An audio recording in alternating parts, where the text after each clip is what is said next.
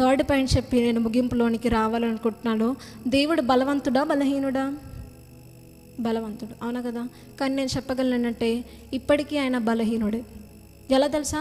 కొన్ని విషయాల్లో ఆయన బలహీనుడు. ఎంత బలవంతుడు అంటే దేవుడు అనుకుంటే మనం తిన్న ప్లేట్ని ఏ రీతిగా అయితే చాలా క్లీన్గా శుభ్రం చేస్తామో ఈ ప్రపంచాన్ని మొత్తం అంత ఈజీగా శుభ్రం చేయగలరండి. హల్లెలూయా. అర్థమవుతుందా? మన సరౌండింగ్ ఏరియాస్లో ఉన్న కొన్ని వార్తలు వింటేనే ఇంత భయంకరమా, మనుషులు ఇంత భయంకరంగా మారిపోయారని చెప్పేసి మనం అంటూ ఉంటాం, అవునా కదా? ప్రపంచం మొత్తంలో జరిగే దౌర్భాగ్యమైన సంఘటనలు ఆయన కళ్ళు చూడలేక చూస్తున్నాయి. అలాంటప్పుడు దేవునికి ఎంత కోపం రావాలండి? ఆయన అనుకుంటే ఏదైనా చేయగలడు. అని అనుకుంటే ప్లేట్ని మనం బోర్లించి దాన్ని క్లీన్ చేసేటప్పుడు ఆ వైపర్తో మనం ఎంత క్లీన్గా క్లీన్ చేస్తాం అంత భూమిని అంత క్లీన్గా కూడా క్లీన్ చేయొచ్చు. కానీ ఆయన ఇప్పటికీ ఆయన చెయ్యగలిగినప్పటికీ కూడా, చేసే సమర్థత చేసే బలము ఆయన ఉన్నప్పటికీ కూడా ఏమీ చేయలేని వాడుగా ఆయన స్టిల్ ఉంటున్నాడంట. ఆయన ఆపుతుంది ఏంటో తెలుసా? నీపై నాపై ఉన్న ప్రేమ దీర్ఘశాంతమై ఉన్నదండి. హల్లెలూయా. అలాంటి ప్రేమను మనం ఎప్పుడు కూడా చులకనగా చేసుకోకూడదు. ఒక సందర్భాన్ని నేను మీకు చెప్పాలని అనుకుంటున్నాను. దేవుడు పట్టుబడే సమయంలో అనేక బంట్రౌతులు అందరూ వస్తారండి. వచ్చినప్పుడు ఆ వృత్తాంతం మొత్తము యోహాను సువార్త 26:52 వచనంలో ఉంటుంది.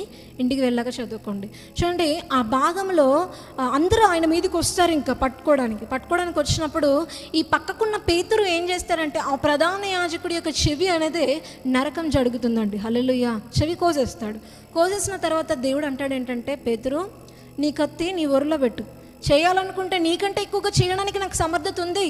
నువ్వు మహా అంటే కత్తితో ఆ వ్యక్తిని నరికేసాము, ఆ చెయ్యి నరికేసాము, కానీ నేను ఆజ్ఞాపిస్తే పరలోక సైన్య సమూహమే దించగల శక్తి, దించగల బలము, దించగల సమర్థత నాకుంది అన్ని ఉన్నప్పటికీ కూడా ఏమీ చేయలేని వాడుగా, ఏమీ శాతగాని వాళ్ళ నేను ఎందుకున్నానో తెలుసా పేతురు? ప్రేమ ఒక్కటే నన్ను ఆపుతుంది. తండ్రికి లోబడే స్వభావం ఒక్కటే నన్ను ఆపుతుంది. పేతురు నీ కత్తిని ఒరిలో పెట్టుమా అని చెప్పేసి అంటాడండి. హల్లెలూయా. అని అంటాడు, నేను అనుకుంటే కొన్ని సైన్య సమూహాలను దించగలడు అని అంటాడు. చూడండి, ఇప్పటికీ కూడా నువ్వు చేసిన ప్రతి పాపానికి దేవుడు ప్రతిఫలం ఇవ్వాలన్నా, దేవుడు ప్రతిఫలాన్ని తీర్చాలన్నా కానీ విత్ ఇన్ ఫ్రాక్షన్ ఆఫ్ సెకండ్స్లో ఆయన ప్రతిఫలాన్ని తీర్చగలడండి. హల్లెలూయా.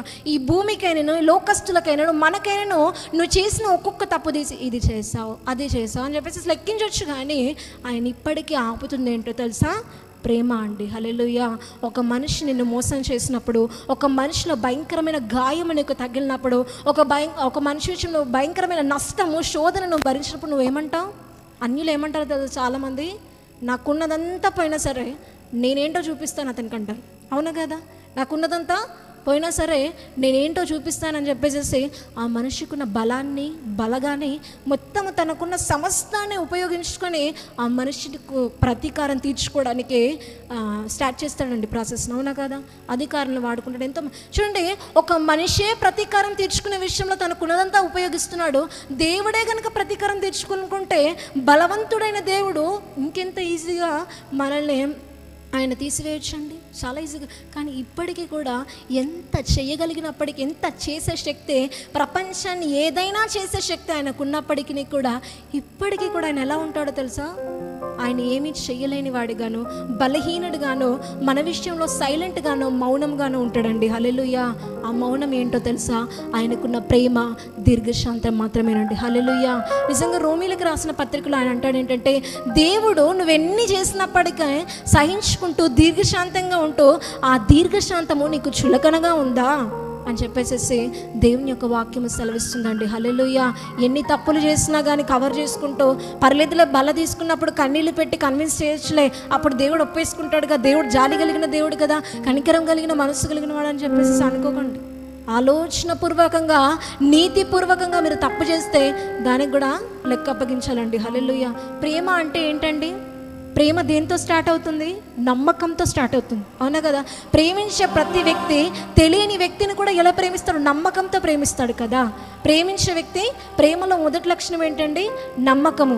ఈరోజు దేవుడు మనల్ని ప్రేమిస్తున్నాడు, ఆయనకు నమ్మే రీతిగా, ఆయనను నమ్మించే రీతిగా నువ్వు ఉంటే ఆయన హస్తాన్ని చాపి బలమైన ఆశీర్వాదాన్ని దేవుడు మనకిస్తాడండి. హల్లెలూయా.